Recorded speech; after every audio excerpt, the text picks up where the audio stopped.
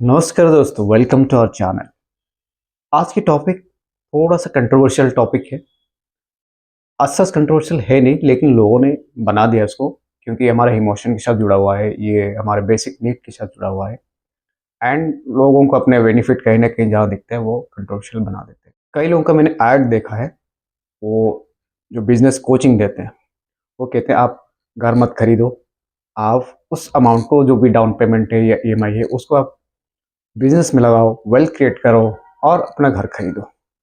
तब तक आप रेंट में रहो, क्योंकि उनको बिजनेस की ट्रेनिंग देनी है। आप हमसे बिजनेस की कोचिंग लो, कोचिंग परचेस करो, आप बिजनेस करो, वो ये सजेशन देते हैं। कुछ लोग ये इसको डिबेट बना दिया, वो कहते हैं कि नहीं, अब डिबेट फाइनल है, डिबेट सेटल हो गया, मेरे वीडियो देखो, इसमें आपका उसके बाद कोई डिबेट नहीं है, जो मैंने सजेस्ट किया वही फाइनल है। क्योंकि उनको अपना चैनल की व्यूज बढ़ाना है, अपनी चैनल को पब्लिश करनी है, जो भी है। कुछ लोग इस तरह भी करते हैं कि आप घर खरीदो और उसको रेंट में दो। फिर दूसरों को बोलते हैं तुम रेंट क्यों लेते हो, तुम रेंट क्यों देते हो, अपनी हार्ड अर्न मनी है, रेंट में मत दो, तुम घर खरीदो। तो इस तरह कंफ्यूजिंग वीडियोस बार बार बनाते हैं। वो ज़्यादातर बोलते हैं कि तुम रेजिडेंशियल प्रॉपर्टी लो, तुम कमर्शियल मत लो, इसमें रिस्क है, ये है वो है। खुद ही कंफ्यूज होते हैं और दूसरों को क्लैरिटी देते रहते। टॉपिक समझ में आ गया होगा। रेंट या बाय, रेंट पर है या अपना घर खरीदे। मेरा ओपिनियन, मेरा खुद का एग्जाम्पल है, एंड अलग अलग दो एग्जाम्पल के साथ में ये आपको समझाऊंगा कि रेंट पे लेना सही रहेगा या घर खरीदना सही रहेगा। दो केस है। एक, देखिए, जिसकी ऑलरेडी वेल्थ है, कई उसके पास प्रॉपर्टी है, एंसिस्टर्स प्रॉपर्टी है, उसके पास अच्छा खासा फंड है, वेल्थ है, तो उनको तो ज़्यादा सोचने की ज़रूरत नहीं है, simply buy a home. Rent पे कौन लेता है? जो लोग शहर से गांव से शहर आते हैं अपने एक न्यू बेटर लाइफ के लिए, या छोटी शहर से बड़े शहर में आते हैं जॉब के लिए, एम्प्लॉयमेंट के लिए, अच्छी पढ़ाई के लिए, अच्छे सेटलमेंट लाइफस्टाइल के लिए, फिर वहीं सेट हो जाते हैं। ज़्यादातर वही लोग रेंट में रहते हैं। हम भी जब शहर में आए तो हमने भी काफ़ी साल रेंट में रहे हैं। या जिन लोगों का मान लीजिए जॉब चेंज होता रहता है, यहाँ से दूसरे शहर में जाते हैं, दूसरे शहर से कहीं और जाते हैं, फॉरेन में जाते हैं, तो वो लोग भी रेंट पे रहते हैं। तो ये अलग अलग कंडीशन, टर्म्स कंडीशन है कि रेंट पे कौन रहता है और किसको रहना चाहिए। बाकी जो दोनों एग्जाम्पल मैं आपको बताने वाला हूँ, एक है a person who is 30 years, around 30 से 40 के बीच में है, बहुत ज़्यादा अर्निंग नहीं है, 1-1.5 लाख की उनकी सैलरी है, उनके पास आज सच कोई प्रॉपर्टी पहले नहीं है या कोई बहुत ज़्यादा वेल्थ नहीं है, ये कंडीशन है। और दूसरा एक पर्सन है, मान लीजिए कोई 50 अबव है, ऑलमोस्ट रिटायरमेंट के आसपास की उनकी एज है। तो यहाँ दोनों की रिक्वायरमेंट अलग है। जो 50 अराउंड है, रिटायरमेंट के आसपास है या रिटायरमेंट हो चुके हैं, उनके तो एक ही ऑप्शन है कि उनको एक सेफ्टी चाहिए, एक सिक्योरिटी चाहिए। फर्दर वो बहुत ज़्यादा रिस्क ले नहीं सकते, उनके पास आज सच कोई बहुत ज़्यादा टाइम भी नहीं है कि वो और कोई वेल्थ क्रिएट करे। अगर उनके पास पहले कोई घर नहीं है, बहुत ज़्यादा संपत्ति नहीं, तो सिंपली है कि आप अपने लिए एक घर खरीदो।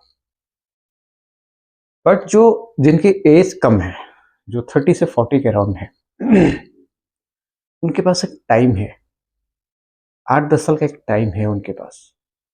उनके पास अभी एज कम है, फैमिली हो सकता है, बच्चे छोटे हों या हो सकता है शादी हुई हो, नहीं हुई हो। उनके पास एक रिस्क टेकिंग कैपेसिटी भी है। 10-15 साल वो इजीली स्ट्रगल और कर सकते हैं, और उनकी जॉब में और बेहतर जॉब हो सकता है, उनकी अर्निंग अब बढ़ सकती है। तो वो ये एक अलग सिचुएशन है।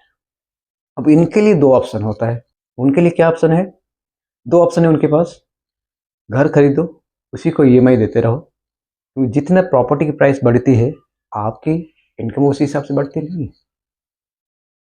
आप एक ही घर में उसी को ईएमआई देते रहोगे, 20 साल तक ईएमआई चलता रहेगा, एंड एक ही घर में, एक ही प्रॉपर्टी में आपका इंटायर लाइफ फिनिश।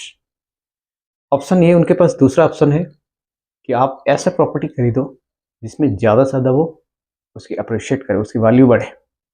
एंड ये ज़रूरी नहीं है कि जो वेल्थ क्रिएशन प्रॉपर्टी आप ले रहे हैं वो रेजिडेंशियल ही हो।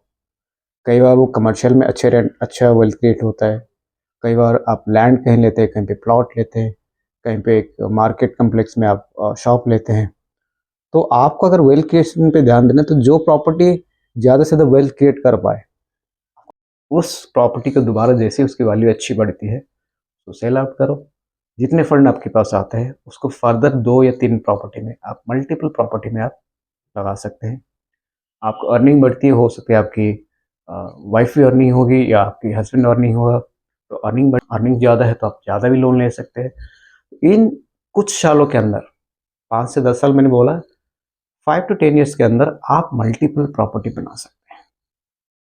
तो इस केस में क्या है, आपको थोड़े टाइम और हो सकता है रेंट में रहना पड़े। इसके ऊपर हमने एक वीडियो बनाया है कि कैसे अपने एक पोर्टफोलियो बनाए।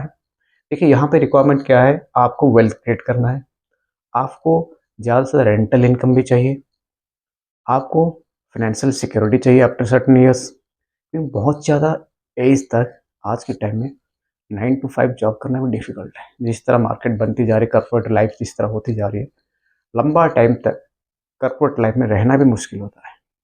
तो जल्द से जल्द आपको कोशिश करना है कि आप एक फाइनेंशियल सिक्योरिटी बने आपका, आपको एक अच्छे रेंटल यील्ड आपके पास आए। तो ये तभी आ सकता है जब आप मनी रोटेट करेंगे। आपने प्रॉपर्टी का इंडिया वैल्यू बढ़ा, उसको सेल करके फर्दर प्रॉपर्टी, मल्टीपल प्रॉपर्टी आप ले सकती, पॉसिबल है।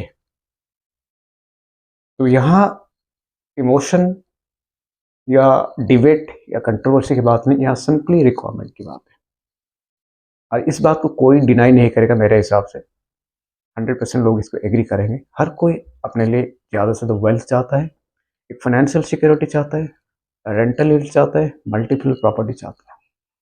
तो आपके पास ऑप्शन है, या तो एक प्रॉपर्टी में पूरा लाइफ निकालो, या तो उसी फंड को रोटेट करो। एंड ये इन्वेस्टमेंट का बेसिक फंडामेंटल, इसमें कोई बहुत ज़्यादा इंटेलिजेंस की जरूरत नहीं है। ये बेसिक फंडामेंटल्स है इन्वेस्टमेंट के, जितना मनी रोटेट होगा उतना आपका वेल्थ बढ़ेगा।